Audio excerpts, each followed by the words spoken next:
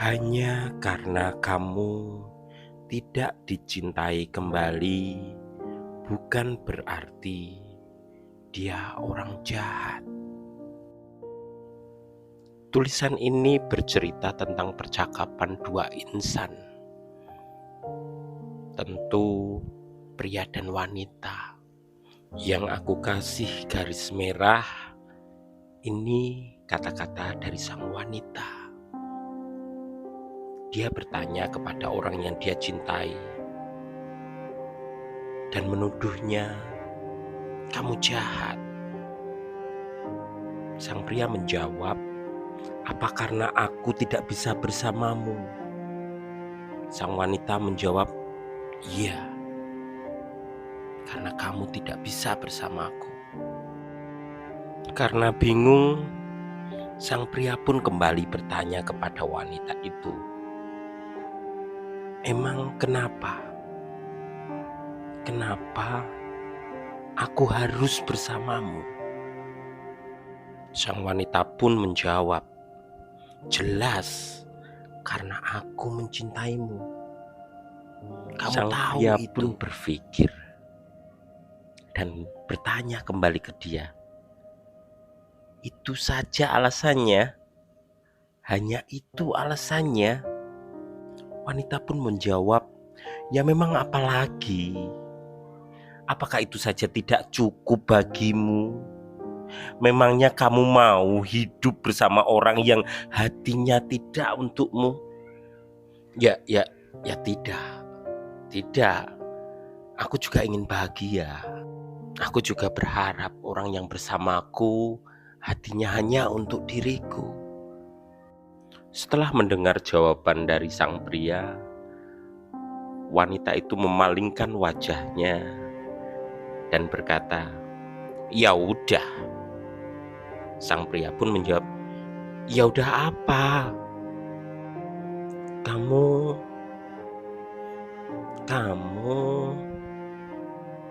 Kamu harus mencari seseorang yang saat bersamanya kamu merasa pulang, yang jantungnya selalu berdegup karena dirimu, yang memberi seluruh hidupnya untuk kebahagiaanmu,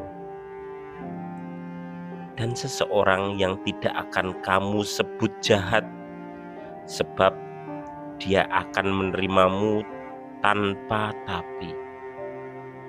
Dia akan mencintaimu tanpa tapi. Tapi orang itu bukan aku. Orang itu bukan aku."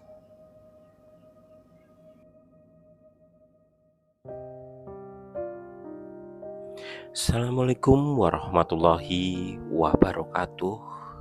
Selamat malam bunda-bunda fans Jutsifa Salsabila. Seperti biasanya nek malam seperti ini Pak Agus akan menginformasikan mengenai apa saja yang terjadi di kehidupan Jutsifa dan kegiatan rekan-rekan kerjanya bun. Sebuah percakapan yang baru saja Pak Agus bacakan tadi itu diposting oleh Mereda Lara dengan judul "Hanya karena kamu tidak dicintai, bukan berarti orang yang kamu suka itu jahat." Postingan ini diupload 21 jam yang lalu. Jadi dijamin 100% Jutsifa nek menyukai antara malam tadi sampai sore ini. Mungkin di tengah malam dia membaca sebuah percakapan yang membuat seseorang wanita terkadang takut, seseorang wanita terkadang ngeri apabila ingin mengutarakan perasaan kepada pria yang dia sukai. Kebetulan sekali saya masih mempercayai kalau, maaf sebelumnya apabila saya sok tahu, Tapi saya hanya berpendapat saja, Nek Cut Sifa itu tidak akan mengutarakan perasaannya terlebih dahulu. Saya merasa dia wanita yang memilih jalan untuk menanti, ngenteni, atau hanya memberikan sinyal-sinyal nek dia suka. Hanya memberikan sinyal-sinyal tatapan, senyuman, dan juga gelagat saja. Tapi kata-kata aku suka padamu itu selama dia belum menikah tidak akan terucapkan. Itu pendapat saya, dan itu belum tentu benar. Nek menurut bunda-bunda yang mungkin kita kenal tipis-tipis Cut Sifa seperti apa, apakah dia mau atau tipikal wanita yang berani mengutarakan rasa cintanya kepada pria yang dia suka? Silahkan tulis di kolom komentar. Tapi ternyata pendapat saya selama ini itu sedikit berbeda dari apa yang ada atau hadis-hadis yang ada. Sebelum saya membaca postingan yang disukai oleh Cut Sifa ini, aku sedikit mempelajari apa yang sebenarnya harus dilakukan seorang wanita nek seneng karo seorang pria yang tentu kita sudah tahu latar belakangnya baik, keluarganya baik, dan macam-macam. Ini ada dari Ustadz Hanan Ataki dua kakak Ria Ricis, terus yang agak panjang milik Buya Yahya.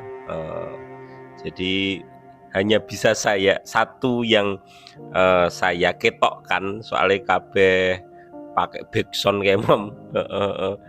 Anas bin Malik, suatu hari ada seorang perempuan Ansor berdiri di majelisnya Rasulullah SAW. Kemudian dia mengatakan, wahai Rasulullah, apakah engkau berkenan untuk menikahi diriku? Rasulullah juga ditembak langsung di tengah majelis gitu kan, kaget.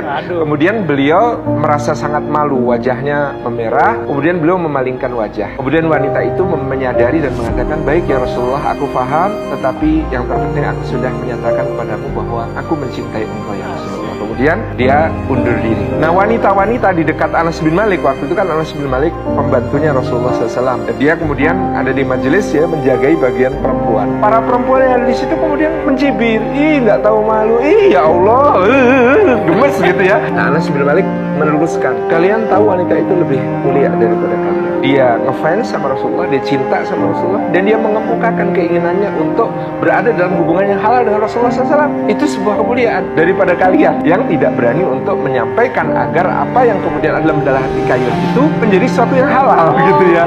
Jadi diungkapkan itu lebih mulia meskipun ditolak. Nah, dalam riwayat tersebut